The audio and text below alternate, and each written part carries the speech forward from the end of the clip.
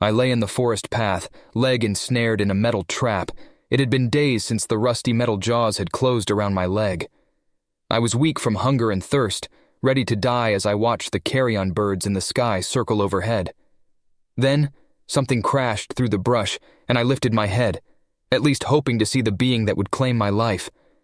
In the moments before they appeared, I reflected on this life, hatching alone in a cold crater, fending off the big gray four-legged beasts that nipped at my undeveloped hide, fighting to survive in these foreign forests.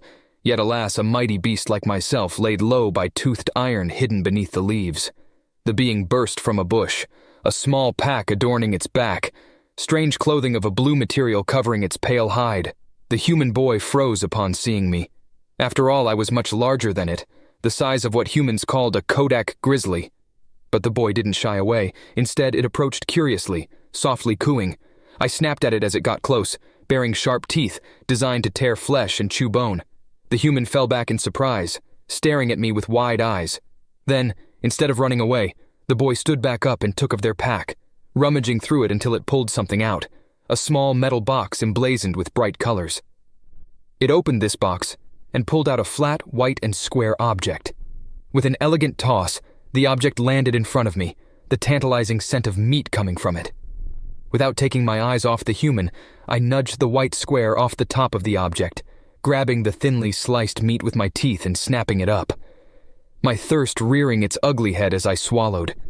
As if knowing my struggle, the human boy emptied the metal box of some small packages, grabbing a clear bottle and pouring the contents into the container. Setting the box on the ground, the human slid it over the ground with a long stick until it rested by the white squares. I could smell it, water, pure and clean, in only the way I could dream of. Thirst clouding my judgment, I sank my snout into the container and began to drink the sweet cold water offered to me.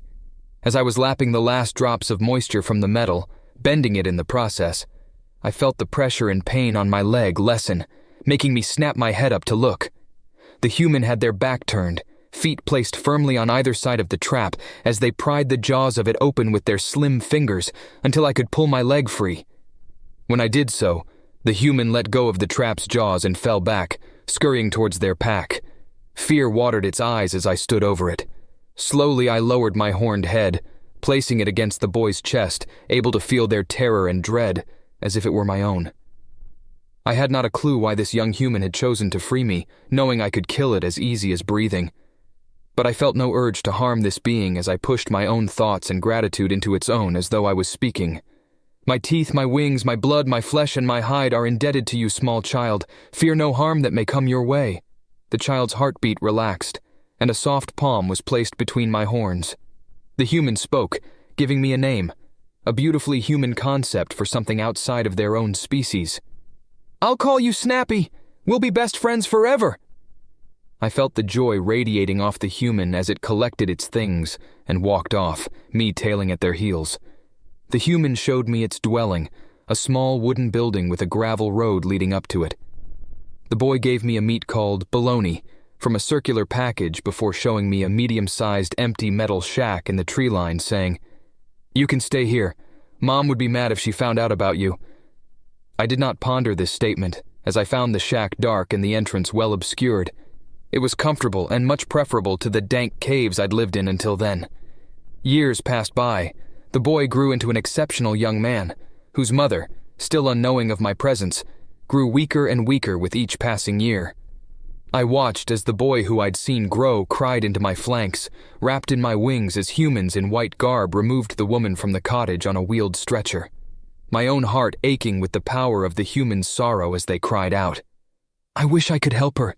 She's fought so hard, but it's only gotten worse. It just keeps spreading.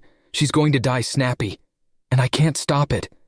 I let the human cry themselves to sleep against my hide, letting them drift away as I lifted myself to my claws. Standing above the human, I bent my neck down and nipped at my ankle, drawing fresh golden blood from the wound. Gently smearing my glistering blood against the boy's lips, I said in my mind what I wished he could hear. "My blood, to heal and rejuvenate as you slaked my thirst that fateful day." As the glister faded from the human's lips, I rested. Over the next week, the boy's emotions told all, even without his words. They said it just went away, like a miracle, The tests keep reporting the cancer is dying impossibly fast. She should be able to come home within the month. I felt joy of my own as the human matured and aged with his mother, often enjoying a meal on the back patio. As he grew into a man, our bond strengthened such that we could share thoughts and emotions across great distances. I grew into my wings, able to fly and perch in the sturdier trees as my form became more lithe and long. A night came when up the gravel road a vehicle with no headlights approached my human's dwelling. Big men smelling of alcohol and bad intentions quietly exited the sleek vehicle. They didn't suspect or notice me watching from the tree line as they grabbed human weapons and approached the door. They didn't make it halfway before I lifted off the ground with a roar to alarm and wake my human as I landed between the house and the men, making the four of them scramble back and fall, my talons digging into one of the men's shoulders as I heard the door unlock and swing open. I turned and gazed at my human and their mother, a horrified expression on the woman's face as my human ran out saying, "Who the fuck are these guys? Why are they here?" Stress bleeding from the words. I conveyed my thoughts to him. They approached weapons drawn, reeking of malicious intent. My claws are at your command.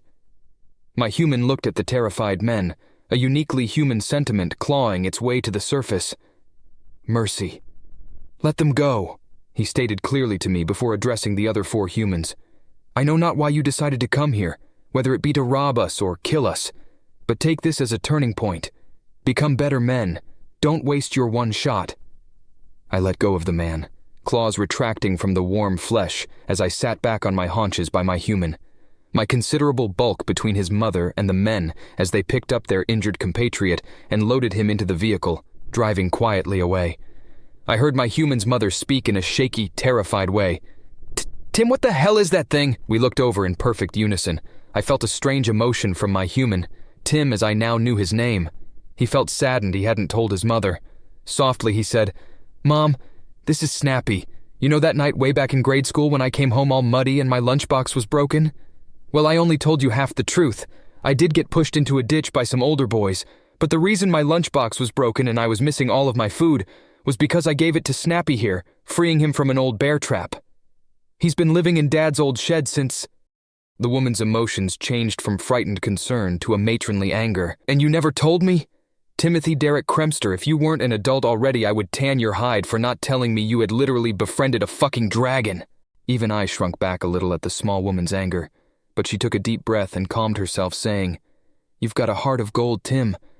It just scares me sometimes how you use it. The next dozen years passed in a blur. Tim's mother aged, and at the ripe age of 100, passed peacefully in her sleep, leaving the house and property to a 60-year-old Tim, who had his own family now. His little girl loved sitting on my back and riding me like in her favorite movies when she was but Tim's age when he saved me. I found myself sleeping in a hand-built shed with proper bedding and heat during the winter months. Tim, his wife, and adult daughter would share their Christmases with me, giving me gifts of fresh venison and shiny trinkets that now adorned those plain shelves in my new home. Never did they ask for anything in return except my company. Then the day came that the sun was blotted out by a massive ship, entry pods burning into the lower atmosphere. Somehow I knew it was my own kind returning for this world's judgment. They landed in every major city, huge areas devoted to troops and gear for conquest. I felt my time beginning to draw near as a massive elder draken landed in the yard where I knew he would. I felt Tim's confusion as he hobbled from the house on his cane, awestruck by the elder's size and bright coloring. But the elder's attention ever strayed from me as, in my skull, he asked, Draxiel, tell me, do you believe this planet worthy of a place at the high table? Shamefully, I considered that the humans weren't ready. Their wars, violence, and disregard for each other seemed unworthy. Then, like a ray of light, in the darkness I could only see the good Tim had done. His mercy, his selflessness, his ability to turn the other cheek, but most importantly, his kindness. This human had never done anything to hurt anyone, even against those that may have wished him harm. Bowing deeply in respect, I answered, On my blood, on my flesh, on my hide and on my soul, I say to you, humanity deserves a seat at the high table far more than we do Ancient One. The elder considered my words carefully, speaking only when he deigned to. Would you give your life to seal this promise, young Draken? I felt a part of me revolt at the words, my limbs wobbling beneath me. I heard Tim's cane fall to the ground with a clatter, and suddenly the old man was shaking between me and the elder. The elder's head reared back, ready to strike, but Tim's words stopped those deadly teeth in their tracks. "If you're gonna make him kill himself so we can live, go fuck yourself. If you're gonna make anyone die for this, make it me. Seal it with my blood." The raw emotion in Tim's voice shook me to my core. He was sobbing, but not from sadness, from anger. The elder gazed at Tim with ancient eyes, no words or emotions in that scaled face, until to my surprise, the elder bowed to Tim, speaking in a tone like falling boulders. "Human, you have earned my respect. Your selflessness cools the fire in this ancient heart.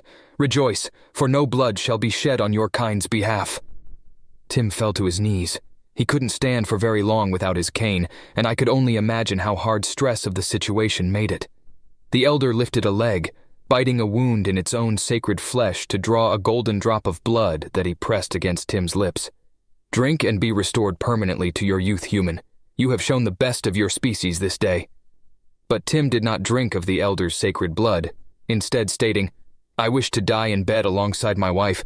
I couldn't bear to see her and all that I love fade away as I remain the same.